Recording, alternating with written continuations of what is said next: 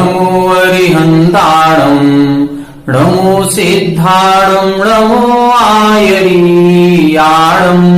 नमो वज्रायाणम् नमो लोये सौवसाहुणम् तुभ्यं नमस्त्रिभुवनार्तिहराय नाथ तुभ्यं नमः क्षितितलामलभूषणाय तुभ्यं नमस्त्रिजगताः परमेश्वराय तुभ्यं नमो जिनभवोदधिशोषणाय। 1008 श्री मूलनायक आदिनाथ भगवान की जय। द्वासांग जिनवाणी माता की जय। आचार्य श्रेष्ठ आचार्य गुरुवर श्री 108 मानतुंग स्वामी महाराज की जय। आचार्य श्रेष्ठ आचार्य गुरुवर श्री 108 विद्यासागर जी महाराज की जय। जगत पूज्य निर्यापक श्रमण मुनि पुंगव श्री 108 सुधा सागर जी महाराज की जय। समस्त मुनि संघ की जय। आलोक मोदी स्वाध्याय सुधा यूट्यूब चैनल पर आप सभी दर्शकों का एक बार पुनः हार्दिक स्वागत, हार्दिक अभिनंदन। श्री पूज्यवर आचार्य मानतुंग स्वामी जी द्वारा विरचित श्री भक्ताम्बर जी स्तोत्र के अर्थ की स्वाध्याय श्रृंखला में हम सभी तीर्थंकर देव की स्तुति कर रहे हैं और स्तुति कैसे की जाती है इसका तरीका भी समझ रहे हैं। आचार्य मानतुंग स्वामी जी ने बहुत ही उत्कृष्ट तरीके से श्री तीर्थंकर देव की स्तुति की हुई है। आइए अब इस श्लोक में देखते हैं। इस काव्य में आचार्य महाराज बता रहे हैं कि आपके अंदर गुण ही गुण विद्यमान हैं और जितने भी दोष थे या जितने भी अवगुण थे वो स्वप्न में भी आपके पास आना नहीं चाहते। इसमें कोई आश्चर्य की बात नहीं है। आइए पहले श्लोक का उच्चारण करें, फिर इसका अर्थ, इसके भाव को समझने का प्रयास करेंगे। को विस्मयोऽत्र यदि नाम गुणैरशेषैः को विस्मयोऽत्र यदि नाम गुणैरशेषैः त्वं संश्रितो निर्वकाशतया मुनीश त्वं संश्रितो निर्वकाशतया मुनीश दोषैरूपात् विविधाश्रय जात गर्वैः दोषैरूपात् विविधाश्रय जात गर्वैः स्वप्नान्तरेऽपि न कदाचिदपीक्षितोऽसि स्वप्नान्तरेऽपि न कदाचिदपीक्षितोऽसि। एक बार आप लोग उच्चारण करें। को विस्मयोऽत्र यदि नाम गुणैरशेषैः त्वं संश्रितो निर्वकाशतया मुनीश दोषैरूपात् विविधाश्रय जात गर्वैः स्वप्नान्तरेऽपि न कदाचिदपीक्षितोऽसि। देखें, अब इस श्लोक में आचार्य महाराज ने बहुत सुंदर कल्पना की हुई है और यहाँ बता रहे हैं कि सारे गुण आप में ही विद्यमान हैं, आप में एक भी दोष नहीं है। अब कोई ये कह सकता है ऐसा कैसे हो सकता है कि एक ही व्यक्ति में सारे गुण ही गुण हो, एक भी दोष ना हो? तो इधर कह रहे हैं हाँ ऐसा हो सकता है, इसमें कोई आश्चर्य की बात नहीं है कि आपके अंदर ही सारे गुण आ गए हैं और दोष सब जगह चले गए हैं। ऐसा कैसे हो गया?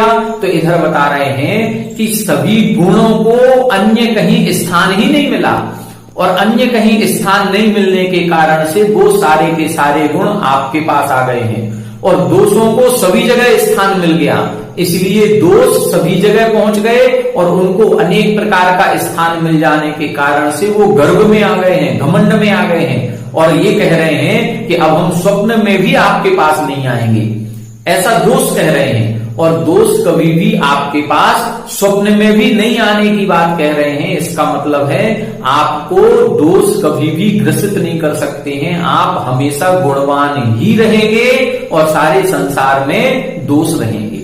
आइए इस श्लोक के शब्दशः अर्थ समझने का प्रयास करते हैं।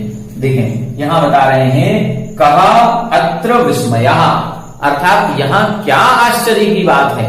कौन सी बात में आश्चर्य की बात कर रहे हैं कि यदि गुण ही अशेष ही, राम से आ निकलेगा, अशेष ही गुण ही नाम, यदि नाम वाले जितने भी नाम के गुण होते हैं, चाहे वो अनंत ज्ञान हो, अनंत दर्शन हो, अनंत सुख हो, अनंत वीर्य हो, अवगाहनत्व, सूक्ष्मत्व, अगुरु लघुत्व इत्यादि जितने भी गुण हैं, ऐसे कितने गुण हैं? अनंतों गुण हैं। तो ऐसे अनंतों, संपूर्ण, अशेष ही, कुछ भी शेष ना रहे, ऐसे संपूर्ण गुण ही, संपूर्ण गुणों के द्वारा त्वम संसृता, आप आश्रित किए गए हैं।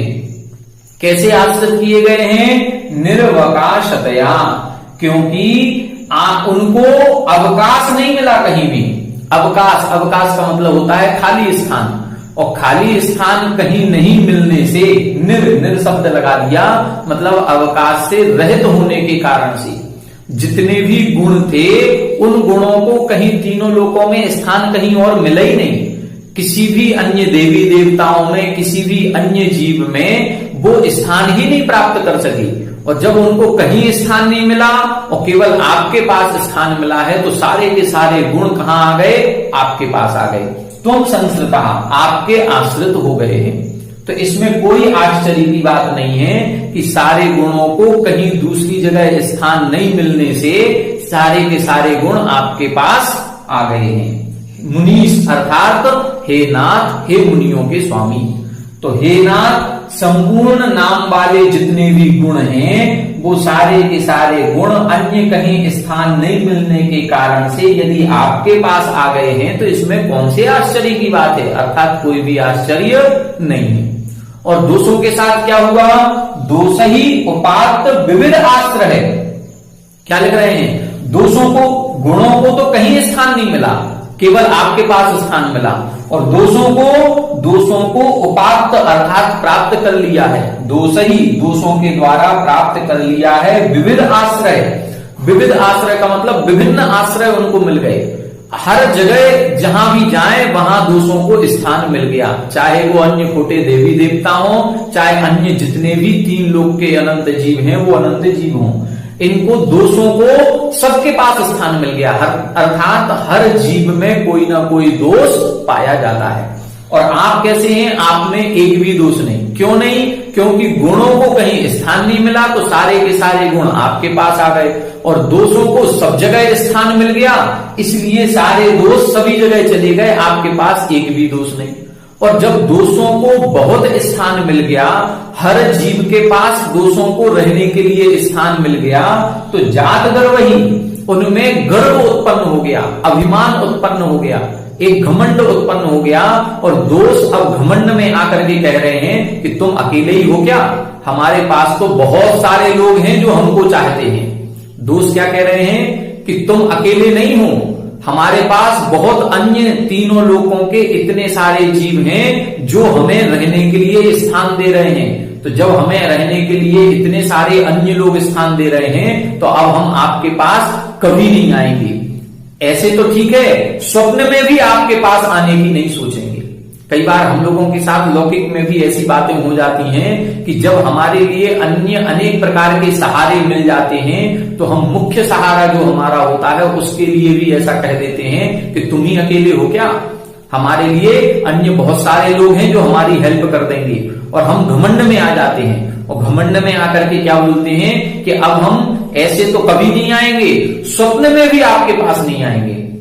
स्वप्न में भी क्यों कहा जाता है? क्योंकि जो हम जागृत अवस्था में जाते हैं वो तो बुद्धिपूर्वक जाते हैं, लेकिन स्वप्न में अबुद्धिपूर्वक। स्वप्न देखते समय हमारा ज्ञान कार्यकारी नहीं होता है, वो अबुद्धिपूर्वक सारे कार्य होते हैं। और इधर क्या कह रहे हैं कि हम स्वप्न में भी आपके पास नहीं आएंगे।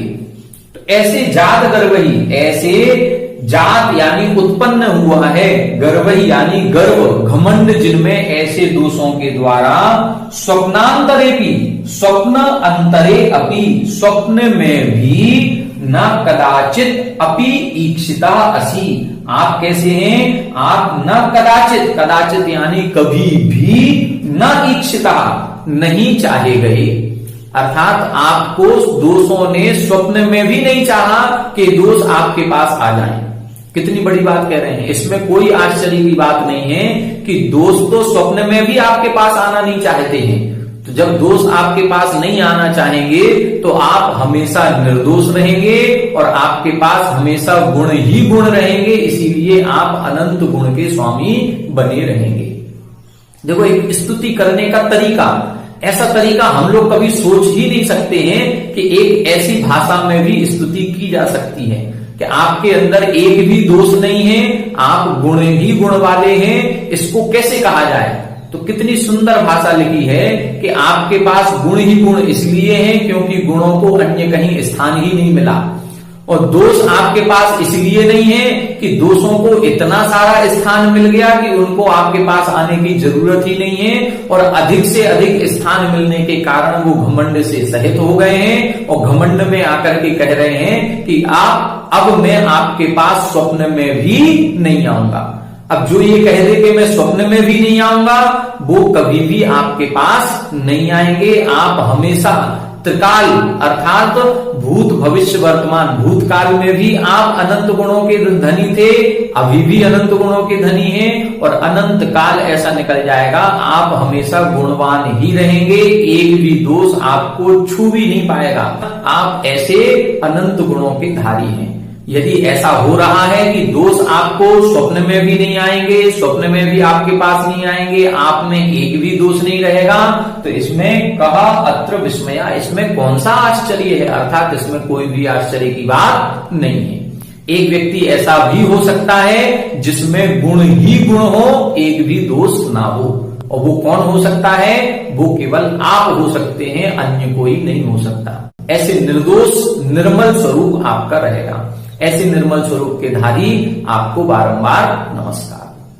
अब यहां तक गुणों का पूरा कथन इन्होंने कर दिया कि आपके अंदर अनंत गुण हैं और आपके अंदर एक भी दोष नहीं है। अब ऐसे निर्दोष अनंत गुणों के धारी तीर्थंकर देव की महिमा कितनी है, उनका वैभव कितना है, उस महिमा और वैभव को अब आगे के 10 श्लोकों में बताया जाएगा। इसमें जो वैभव बताया गया है वो अष्ट प्रातिहार्य का वर्णन किया गया है। तीर्थंकर देव जो हमारे अरिहंत देव होते हैं, ये अष्ट प्रातिहार्य से संयुक्त होते हैं, और ये एक अद्भुत अद्वितीय वैभव होता है जो अन्य कुदेवी कुदेवताओं में नहीं पाया जाता। ये केवल सच्चे अरिहंत देव का ही वैभव है, उनकी ही महिमा है कि जो अष्ट प्रातिहार्य से संयुक्त होते हैं। तो ऐसे 8 श्लोकों के द्वारा एक एक प्रातिहार्य का वर्णन यहां पर किया जाएगा। अब उनकी तीर्थंकर देव की महिमा का बखान होगा, जिसको हम आगे के श्लोकों में समझेंगे। आज की कक्षा में इतना ही।